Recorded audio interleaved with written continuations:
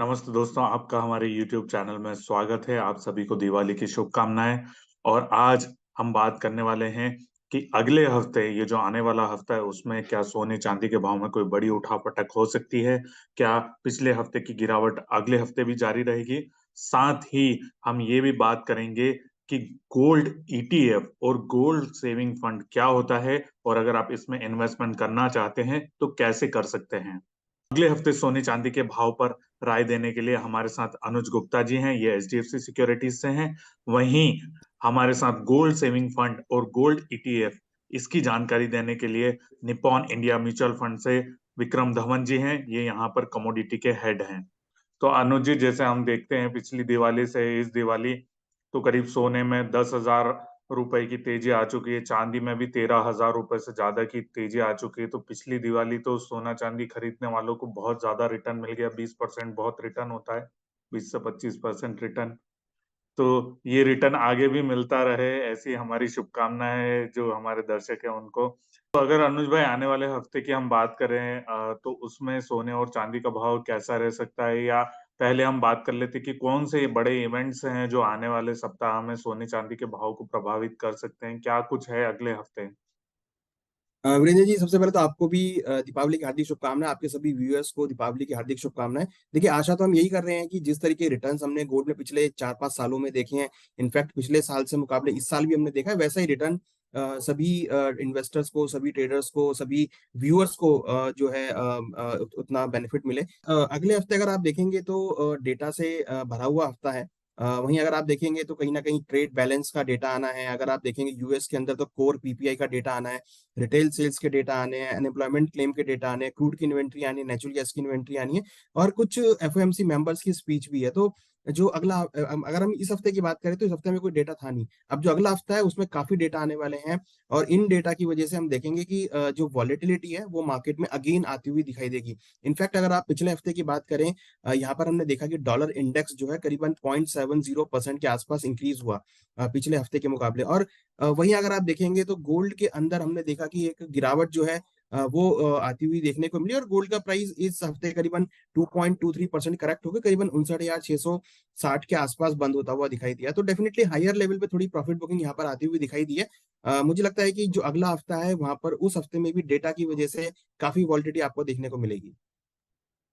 वो गोल्ड और सिल्वर तो इसलिए नीचे आए थे कि दिवाली है तो लोग थोड़ी बहुत खरीदारी कर लें, इसलिए जो है पिछले पूरे हफ्ते गिरावट ही रही सोने और चांदी में, और लोगों ने जमकर खरीदारी करी। मार्केट में इतनी भीड़ थी, मैं मार्केट में गया था, भयंकर भीड़ थी, ज्वेलर्स के यहाँ लाइन लगी हुई थी। तो अगले हफ्ते क्या क्या कहता है आपका अनुमान की तेजी आएगी, या ये जो मंदी का ट्रेंड है, मतलब जो पिछले हफ्ते से गिरावट चल रही है, ये और लंबी खिंचेगी? क्योंकि भाव जो है अब जो है नीचे जा रहे हैं, थोड़ा थोड़ा थोड़ा थोड़ा।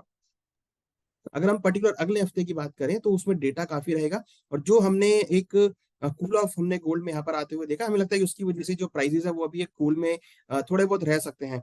इनफैक्ट अगर आप देखेंगे तो करीबन 59,200 के आसपास काफी अच्छा सपोर्ट गोल्ड के अंदर मौजूद है। अगर हम एक रेंज की बात करें तो मुझे लगता है कि 59,000, अगर हम पर्टिकुलर अगले हफ्ते की बात करें तो उसमें डेटा काफी रहेगा, और जो हमने एक कूल ऑफ हमने गोल्ड में यहाँ पर आते हुए देखा, हमें लगता है कि उसकी वजह से जो प्राइसेस है वो अभी एक कूल में थोड़े बहुत रह सकते हैं।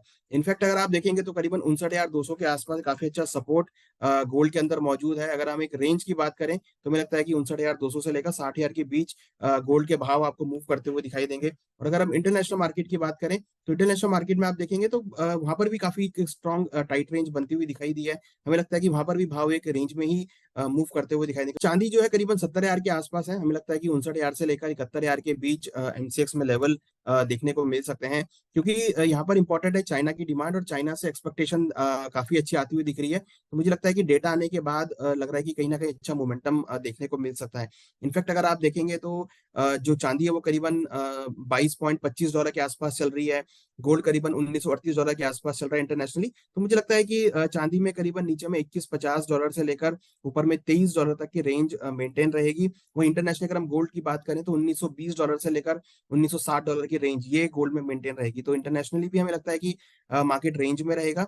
बट हाँ, थोड़ा बहुत आपको हायर लेवल पे कहीं ना कहीं थोड़ी बहुत प्रॉफिट भी देखने को मिलेगी, क्योंकि जनरली दिवाली के बाद हमें कूल ऑफ आते हुए देखते हैं। विक्रम धवन जी, आप हमें ये बताइए कि ये गोल्ड ETF और गोल्ड सेविंग फंड, इसमें क्या अंतर है और इसमें हम कैसे इन्वेस्टमेंट कर सकते हैं? देखिए, ईटीएफ जो है वो एक्सचेंज ट्रेडेड फंड है, जो कि लिस्टेड है एक्सचेंज में। एक जैसे आप कोई स्टॉक खरीदते हैं या बेचते हैं, उस तरह से आप ट्रेड होगा उसको। उसके लिए आपको ब्रोकर के थ्रू जाना पड़ेगा। उसके लिए आपको डीमैट अकाउंट चाहिए। अगर आप म्यूचुअल फंड में डायरेक्टली इन्वेस्ट करना चाहते हैं तो गोल्ड सेविंग फंड है, जिसमें आपको डीमैट अकाउंट की जरूरत नहीं है। आप डायरेक्टली अगर आप चाहें तो फंड हाउस के केवाईसी करा के वेबसाइट के थ्रू या ऐप के थ्रू खरीद सकते हैं। गोल्ड सेविंग फंड्स के दो तीन फायदे हैं। एक तो ये है कि इसमें एसआईपी की फैसिलिटी है। आप शायद आपके पास शायद इतनी बैंडविड्थ ना हो, या आप इतना टाइम स्पेंड नहीं करना चाहें कि हर महीने जैसे जैसे पैसा आ रहा है मैं डालते रहूं। तो एक आप एसआईपी, जैसे आप इक्विटी में या बॉन्ड फंड में एसआईपी करते हैं, वो आप कर सकते हैं। दूसरी बात यह है कि आपके लिए जो काउंटर पार्टी है वो फंड हाउस है। इस मीन्स आप जब सब्सक्राइब करते हैं यूनिट्स इस फंड को, तो आपको एनएवी मिलती है, जो कि ऑफिशियल पब्लिश्ड एनएवी है एज पर सेबी रेगुलेशन। और जब आप रिडीम करते हैं तो आपको उस दिन की एनएवी मिल जाती है। तो आप इन्वेस्टर के लिए it is NAV in NAV out. And obviously क्योंकि आप फंड हाउस के पास डायरेक्टली आ रहे हैं तो ब्रोकरेज भी इसमें इन्वॉल्व है। तो क्या होता है, गोल्ड सेविंग फंड्स जो है उसका अंडरलाइन जो है वो गोल्ड ईटीएफ यूनिट्स होते हैं। सो फंड ऑफ फंड्स कह लीजिए। बट बात वही है, मतलब अगर आप 100 रुपए का अगर हमारे पास इनफ्लो आता है तो हम 100 रुपए के गोल्ड ईटीएफ यूनिट खरीद लेंगे। एज द केस में भी 100, जो भी डिनोमिनेशन, बेटी की शादी के लिए या कोई भी आपको एसेट आगे जाके बनाना है, उसके लिए आप, या कोई भी इवेंट है उसके लिए अगर आप गोल्ड ईटीएफ में इन्वेस्ट करते हैं, तो इसमें एक ईटीएफ यूनिट्स में एक और जो फैसिलिटी है कि ये ट्रांसफर भी हो जाते हैं। कि आज की तारीख में हमको शायद नहीं पता कि नेक्स्ट जनरेशन को किस फॉर्म में गोल्ड चाहिए, या हो सकता है उनको ज्वेलरी चाहिए या नहीं चाहिए, या जैसे आजकल लोग बोलते हैं कि जो जेन जी है उसको आईफोन ज्यादा चाहिए देन गोल्ड बार, तो जो भी है। बट आप उसको ट्रांसफर कर सकते हैं, इट इज ट्रांसफरेबल। ये बहुत अच्छी फैसिलिटी है उसमें। तो मेरे हिसाब से आई थिंक नई जनरेशन जो कि एसेट लाइट है, हार्ड एसेट्स में ज्यादा बिलीव नहीं करते हैं, उनके लिए गोल्ड जो है वो एक बहुत महत्वपूर्ण एसेट है।